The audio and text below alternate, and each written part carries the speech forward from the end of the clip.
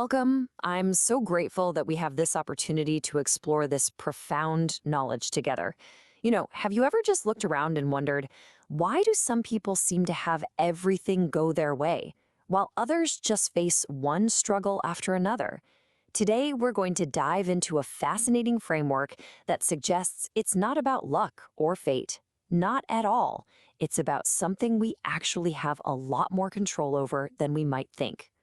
So, the central idea we're exploring today is that our lives are really governed by a kind of spiritual economy.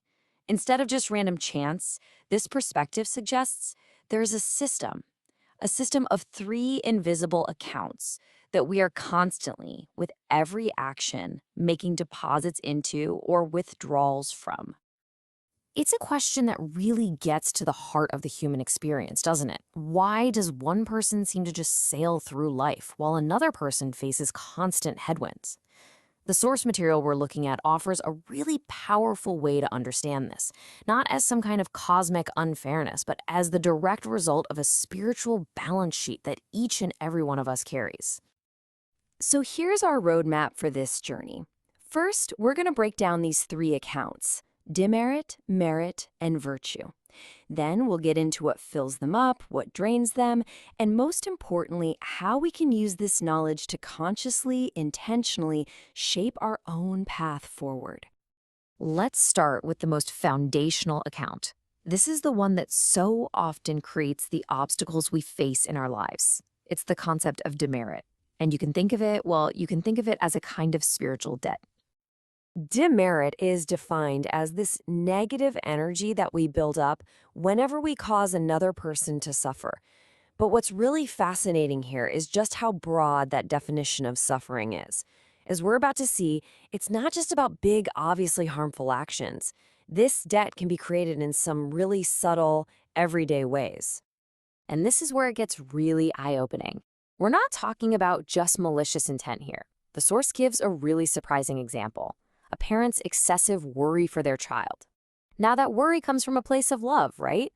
But that heavy negative energy is still being imposed on the child. And in this framework, that's a form of causing suffering. That's creating demerit. Think about it. Giving unsolicited advice that makes someone doubt themselves. Or maybe complaining about something small that just brings down the energy of the whole room. These little acts, they create ripples of negativity. Okay, so if demerit is our debt account, what's the credit side of the ledger? Well, that brings us to merit. And merit acts as our worldly wealth account. It's the positive energy that attracts good fortune, good luck, and material well-being into our lives. So, simply put, merit is the direct counterbalance to demerit.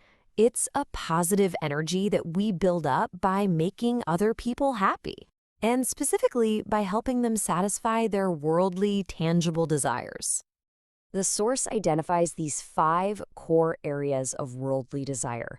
So, whenever you help someone gain wealth, or you make them feel beautiful, or you help them achieve recognition, or enjoy a wonderful meal, or even just get a good night's rest, anytime you make someone happy in these very real, tangible ways, you are making a direct deposit of positive energy into your merit account. Now we come to the third and maybe the most profound account of them all. This one operates on a completely different level. It has nothing to do with our external world, but everything to do with our internal state. This is virtue, our wisdom account. Virtue is described as a balanced energy. It's not positive, it's not negative, it's just pure, stable equilibrium. And we accumulate this very rare energy, not by making people happy in a worldly sense, but by helping them awaken spiritually, by helping them elevate their own consciousness. This is an absolutely pivotal slide. It really highlights the fundamental difference between these two positive accounts. You see, merit is kind of transactional. It can be spent, so to speak, on things like health, wealth, good relationships. It creates a better life. But virtue is completely different. It's not transactional. It's stored deeper within us, in our true nature. You can't exchange it for a new car or a promotion. Its only function is to create a better self, a self that is wise, peaceful, and truly internally free. So, understanding how to build these accounts up is one thing. But, just as important is knowing how to protect what we've accumulated. Our spiritual wealth, it turns out, is not automatically secure. It can be depleted, sometimes in a heartbeat. To explain just how fragile our merit can be, the Source gives us this incredibly powerful metaphor. Just imagine you've spent years, maybe even lifetimes, accumulating this vast mountain of money. And yet, all of that effort, all of that accumulated wealth, can be completely incinerated by a single tiny flame. A moment of intense negativity can literally wipe out years of positive work. So, what are these destructive little matchsticks? The Source points to these four states of mind as the matchsticks that just burn through our merit: resentment, arrogance, anger, and licentiousness. Just think about that for a second. A single, intense flash of resentment for someone else's success can, in this view, burn away your own positive energy, depleting the very account that brings you your own good fortune. But what about virtue? Well, the Source uses a different metaphor here. Virtue is like a mountain of gold. It's much more stable, much heavier. A simple matchstick of anger can't burn gold. But it does have one very unique vulnerability. The one thing that damages our virtue is our attachment to our own perspective. It's that stubborn insistence that I am right and you are wrong. This act of closing our minds, of elevating our own views above everyone else's, this is what tarnishes that pure, balanced energy of our wisdom account. So now that we understand the system, what builds the accounts up and what drains them, we can finally move from being passive subjects of our fate to being the active architects of our reality. The Source gives us a very clear path forward. The path forward is really a simple three-step process. First, we actively look for ways, even small ways, to build our merit by making others happy.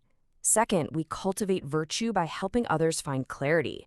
Even just sharing insightful knowledge like this can do that. And finally, and this is maybe the most important part, we protect what we've built. We practice gratitude to extinguish resentment. We practice humility to extinguish arrogance. And we practice tolerance to extinguish anger. It's a daily practice, not a one-time fix.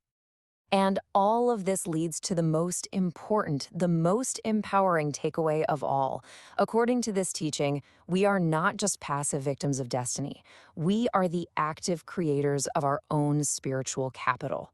Every thought, every word, and every action is a transaction. It's either a deposit or a withdrawal.